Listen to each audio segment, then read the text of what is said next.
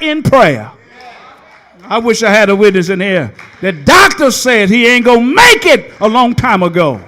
Amen. Told him that you go on. And Sister Miss Thompson, let me tell you, I just go home and do this. But look at Thompson sitting up right there. Y'all ain't going to talk to him in here. Amen. Witnessing to the fact that God can do. Amen. Some of you sitting in here, look there, Sister Stewart. Oh, y'all don't hear me in here. Good God Almighty. Some of us can walk on both legs.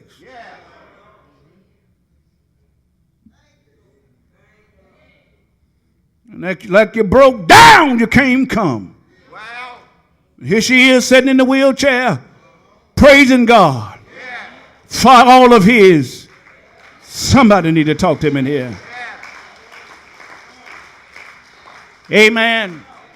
Amen, Reverend John. Some of you in here know what God has done in your own life. I told you I wasn't going to preach it all. I had to have a part 2 and part 3. But here we are. Paul says you need to know something. You need to be seeking the will of God. What is God's will? It's what he has desired for your life. Well, how do I find out what God has desired for my life? I'll tell you how you find out. You find out in his word. Amen. Amen. Amen. His word will give you exactly what he wants you to do. And then you won't be concerned about what other folk are or are not doing. Are y'all going to help me in here? And so Paul says, if you want to learn how to behave as a believer, he says the first thing you need to do is, submit to the work of God. And how do you do that? Present yourself. And that's where I am, brothers and sisters. There are times things kept me up, kept me concerned about what folk ain't doing. I've argued with God late night saying, the people just will not do anything. And I've debated with God about how slowful some folk are at the church. Go ahead. And God said to me, I'm tired of you coming to me with all that stuff. I called you to do a job.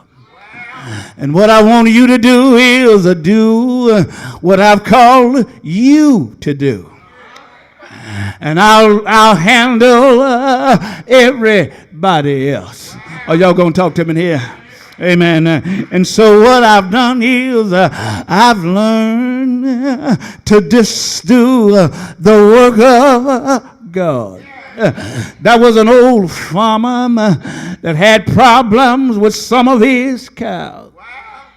And when he would come in and get ready to feed them, a few would come up, but the majority would not come. He complained to his brother farmer every day about the same problem. And his brother farmer would just say, and then act like he wasn't saying nothing. And so one day, the farmer came in an uprage and said, now, I didn't see but one of my cows come up. And he said, how many was left? I said, a bunch of them left out. Didn't but one come to be fed. And I fed that one. He says, I see what your problem is. I knew about it a long time ago. What you're doing is you are just feeding just that one. He said, but what you're going to do is just pour all the feed out for all the cows, and it'll be up to them if they come eat or not. And if they get hungry enough, they'll come to where real food is. I wish I had a witness in there. And that's what I'm doing here, brothers and sisters. I'm going to just lay all the food out that I can. Sooner or later, you will come up and eat what God has prepared. I'm through here now. Good God Almighty. Yeah. Paul says, submit to the work of God. And then he says, be shaped by the word of God. And it's the word of God that keep on shaping us. Is there anybody here? Yeah. It's the word that transforms our lives. Good God Almighty. If it had not been for his word, none of us would be saved right now. Is there a witness in here? It was his word that he gave us that brought us to a right relationship with him. What you talking about, Jonah? Let me just share with you in here. There was a gulf between man and God because of the sin of Adam. And if you read John 1, you will say the word brought us back together. How do you know? In the beginning was the word, and the word was God, and the word was with God, and the word became flesh and dwelt among us. If it had not been for the word of God, we'd still be on our way to hell. But thank God for his word. He gave his word. Yes, he did.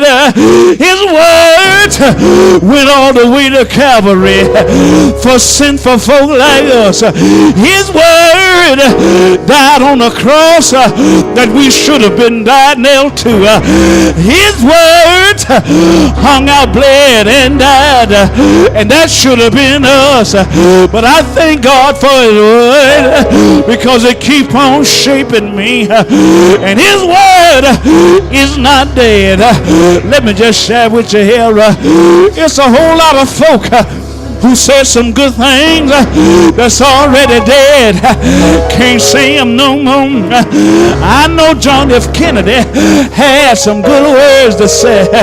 Ask not what your country can do for you, but what you can do for your country. That's a good word, but we don't hear him saying it anymore. Martin King said, I had a dream, and you know the rest of the speech, but he can't say it no more. Good God Almighty. George Washington said, it was I that can't tell a lie. I cut down the cherry tree. That's a good word, but he can't say it no more. But if you ask about Jesus, he died, but he still have a living word. Is there a witness in here? Good evening, St. James. Every now and then I can hear him speaking to me. Get right, Jonah. Get right. Is there anybody in here? Can you still hear his words? Is there anybody in here? Can you live by his word? Is there anybody in here ever tried his word? And when you tried it, did it work for you? If you're a witness in here, you ought to stand up just for a while and praise his name. Say yes, I'm trusting in him. Say yes, I'm believing in him. Say yes, I'm leaning on him. Say yes, my life depends on him. Yeah.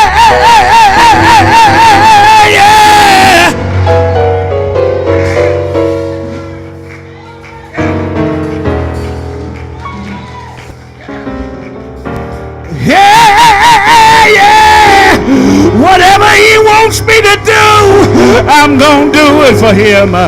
He has been so good to me. Is there anybody else in here? No, he's been good to you. You ought not be ashamed to praise his name. Say yeah. Yeah, yeah.